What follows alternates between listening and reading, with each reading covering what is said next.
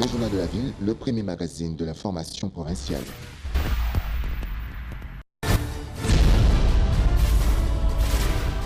Tout de suite, le journal.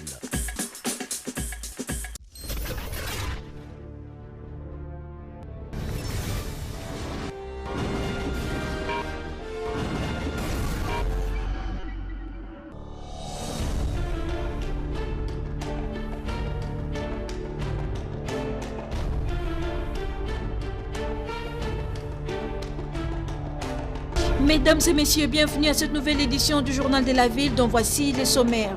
Kinshasa, des inondations ont transformé les avenues de la capitale en rivière juste après la pluie qui s'est abattue ce matin. Quelques grandes artères de la ville, notamment le boulevard du 30 juin à Gombe, ont été submergées par la montée des eaux causée par cette pluie. Ouverture ce mardi à Lubumbashi de la matinée politique du Parti du Peuple pour la Reconstruction et la Démocratie PPRD par le secrétaire permanent Emmanuel Ramazani Shadari devant près de 250 participants représentant les différents organes centraux et des bases. Le secrétaire permanent de ces partis a annoncé pour bientôt la rentrée politique du président national du PPRD, Joseph Kabila Kabange, en tant que chef du parti pour exercer ses fonctions statutaires. C'est tout pour le sommaire. Mesdames et messieurs, encore une fois, bienvenue dans ce journal.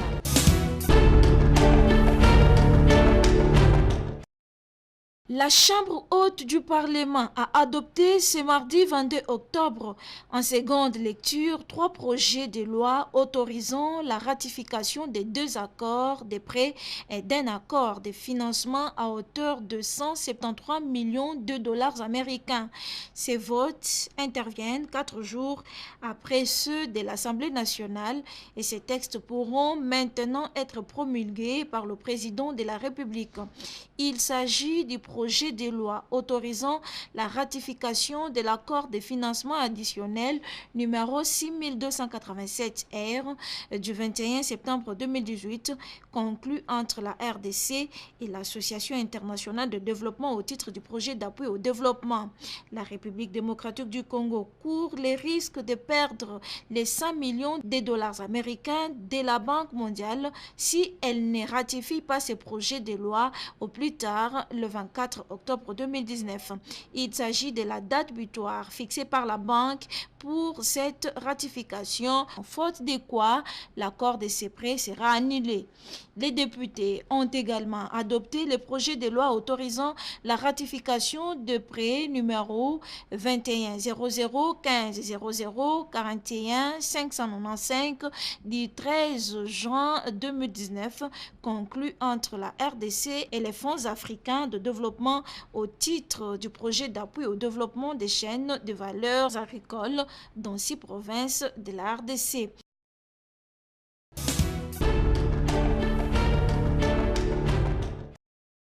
Si d'aucuns pensent que le chef de l'État, Félix-Antoine Tshisekedi, est en passe de devenir le père de la gratuité de l'enseignement public, et ben d'autres non. C'est Emmanuel Ramazani Shadari qui a jeté les pavés dans la mare lors d'un meeting tenu à Lubumbashi. Le secrétaire permanent du Parti du Peuple pour la Reconstruction et la Démocratie PPRD de Joseph Kabila a rappelé lundi 21 octobre 2019 à qui voulait l'entendre que c'est l'ancien président congolais qui est l'auteur de la gratuité de l'enseignement public en RDC. Quand vous écoutez qu'on parle de la gratuité de l'enseignement, sachez que c'est notre programme, le programme de Joseph Kabila. La gratuité de l'enseignement est reconnue dans la Constitution. Et la Constitution a été promulguée par Joseph Kabila Kabange, a déclaré le candidat malheureux à la présidentielle de décembre 2018, remportée par Félix Tshisekedi, d'après la Commission électorale nationale indépendante CENI et la Cour constitutionnelle. Mais que dira les camps tshisekédistes en guise de réponse à cette sortie difficile pour l'instant de prédire?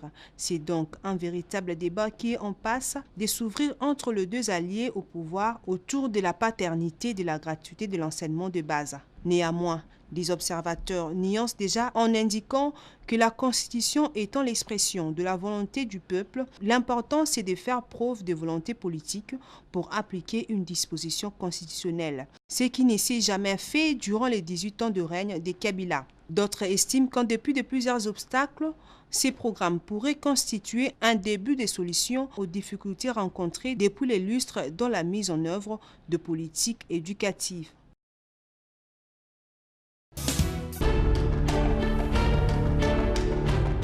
Le commissariat provincial de la police nationale congolaise, ville de Kinshasa, informe l'opinion publique que la marche du comité laïque de coordination prévue ce lundi 21 octobre 2019 s'est déroulée sans incident. Malgré les nombreux itinéraires pris par les marcheurs, tout s'est déroulé dans le calme et le respect de l'ordre public. Ainsi, le commissaire provincial félicite les Quinoises et les Quinois qui ont pris part à cette marche pour la discipline dont ils ont fait montre pendant le déroulement de cette activité. Les félicitations du commissaire provincial s'adressent également aux éléments de la police nationale congolaise, ville de Kinshasa, qui ont sécurisé et encadré la marche avec professionnalisme et sans bavure. Le commissariat provincial de la police nationale congolaise, ville de Kinshasa, rappelle que le droit de manifester est reconnu à tout citoyen par la Constitution de la République. Ce droit doit donc s'exercer dans le respect des autres lois du pays afin que la liberté des uns n'empêche pas celle des autres. Le commissaire provincial de la police et commandant ville, Silvano Kassongo Kitengi.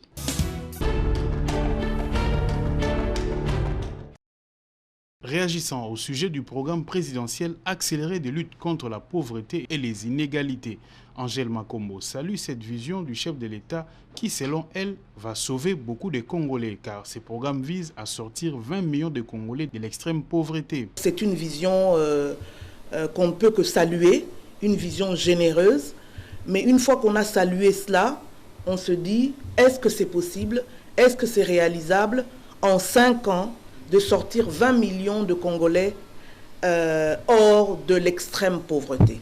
Parce que, on le dit, c'est devenu presque une répétition. On l'a dit année après année, qu'il y a 75% de Congolais qui vivent avec moins de $1 par jour.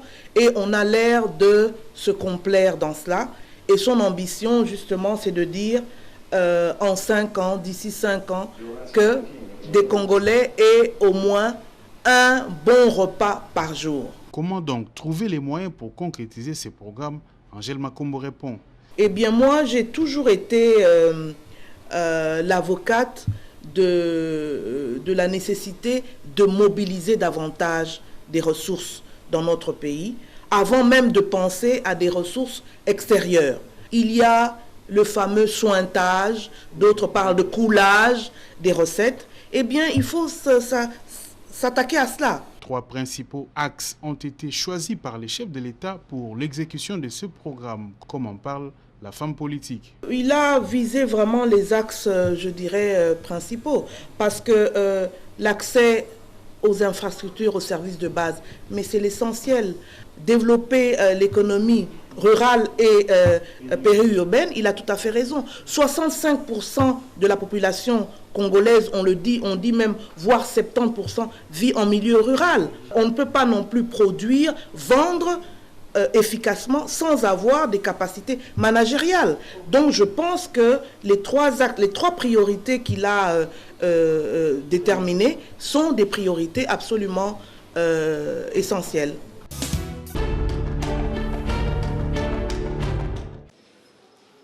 Créé le 18 octobre 1989, le Bureau d'action et d'éveil culturel à l'éducation BAC a totalisé le vendredi 18 octobre 2019 30 ans d'existence. Et pour ce faire, le promoteur du BAC, l'honorable Jean-Marie Tantoumé, en collaboration avec la commission des intellectuels de la paroisse Saint-Augustin de Lemba, a organisé une cérémonie dans la salle de conférence de cette paroisse où différentes autorités ont pris part, avec pour mission de promouvoir l'éducation civique, culturelle, éveiller les esprits et les consciences. BAC a rendu de loyaux services au pays et il mérite une attention particulière des autorités car ses moyens étant limités.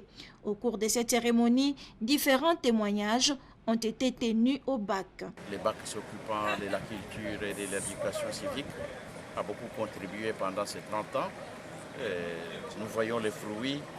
Il y a beaucoup de cadres sortis de ces cercles culturels. Et donc, en ce moment où nous autres, dans les secteurs de l'éducation, nous sommes préoccupés par la qualité de l'enseignement, mais je pense qu'on ne peut qu'encourager les bacs dans son action. Émotionné, l'artiste, enseignant et promoteur du bac, Jean-Marie Tantoumé, n'a pas manqué des mots.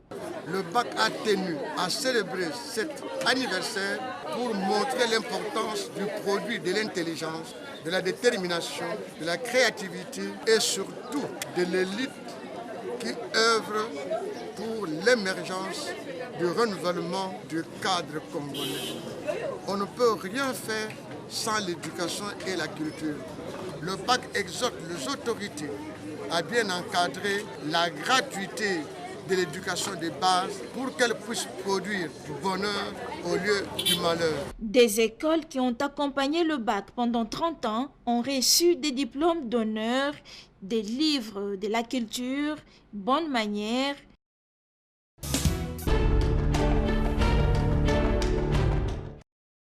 Ces derniers temps, dans la ville-province de Kinshasa, s'observe un sérieux problème de difficulté de transport. Pour cause, les contrôles des documents de bord, c'est-à-dire l'autorisation des transports, les certificats des contrôles techniques et la vignette par les agents de la ville déployés sur terrain. Une situation qui pénalise les paisibles citoyens à vaguer librement à leurs occupations, entre autres, les travails, les marchés pour ne citer que cela. L'association provinciale de chauffeurs du Congo, ASECO, par son vice-président, donne plus d'éclairage sur ces dossiers. Bon, nous avons constaté qu'il y avait contrôle pour les documents de bord, comme autorisation de transport et contrôle technique. Et vous le savez bien, il y a beaucoup de chauffeurs, beaucoup de véhicules qui sont en retard pour le paiement de ces documents-là. Et c'est justement la cause de ces difficultés de transport. Jean Loussamba appelle par contre le propriétaire des véhicules à se conformer à la loi pour faciliter la tâche aux conducteurs. Le problème des documents de bord ne concerne pas vraiment les chauffeurs. Les chauffeurs, c'est un employé. Le document de bord, c'est les propriétaires du véhicule qui achètent le document de bord. Il se trouve que le prix est exorbitant. Il y a une association des propriétaires des véhicules qui est sur place ici à Kinshasa, qui peut prendre ses dossiers à place. Mais nous, là, nous sommes là pour encadrer les chauffeurs. Et nous encourageons à nos patrons de payer les documents de bord pour nos chauffeurs. Chose déplorable, certains chauffeurs profitent de la situation pour augmenter les prix officiels du transport qui s'élèvent entre 500 francs et 650 francs congolais, mais aussi la pratique des demi-terrains. Et cela, malgré l'interdiction de toutes ces pratiques par les ministères provinciaux des Transports.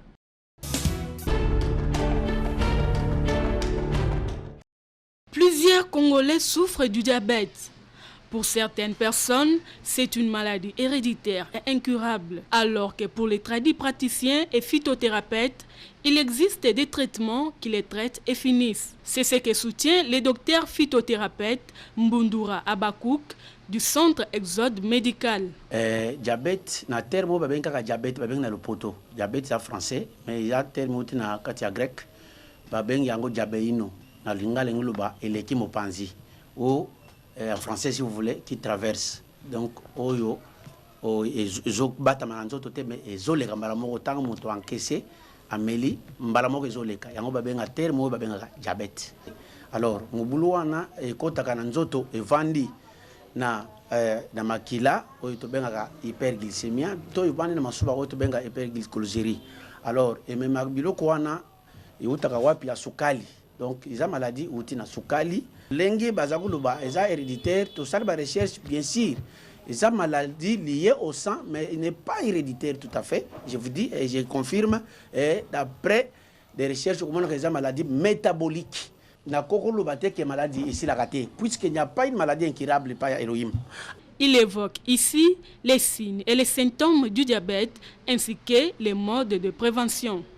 Pour mutoye ba penza ke ozande ndengini bokonoyo ezwingai bilembo to benga bilembo e bilembo wana avant tanga yango soki oye bisong da kata exode médical o zwami na quartier lokele 1 numéro 1 bis na commune ya Matete mbala liboso toko maîtriser ne basinyo wana o ya bisubila nazotanga kosuba suba pamba komela donc kosuba wana zo mena ozo senga yo pe omela kama mingo to benga sinya potomani e komema yo tango zo subaka mingi zo mema na kokonda donc so zo mena pe misu mulili ozo mona monoko zo kauka mingi ozo mona pe ba so sala ba constipation répétée ozo transpirer pamba makolo moto donc eza ba signe ya diabète so ko sala glycémie eza normal toko tinda pe ba examen mususu eza biochimique spéciaux pona kaka mukono oyo o sala ba examen wana okokomona pesi keza na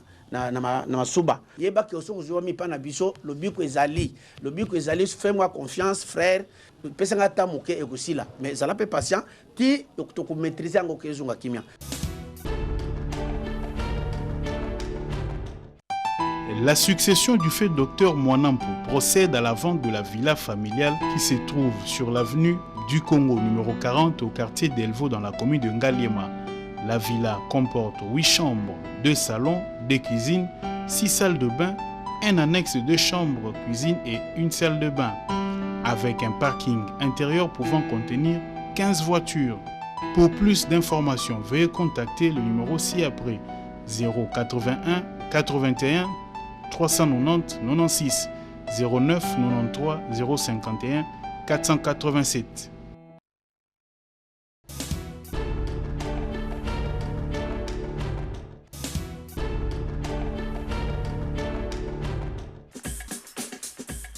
Nous sommes arrivés à la fin de ce journal de la ville. Mesdames et messieurs, merci de l'avoir suivi. Le prochain rendez-vous est fixé pour ce mercredi avec le même plaisir.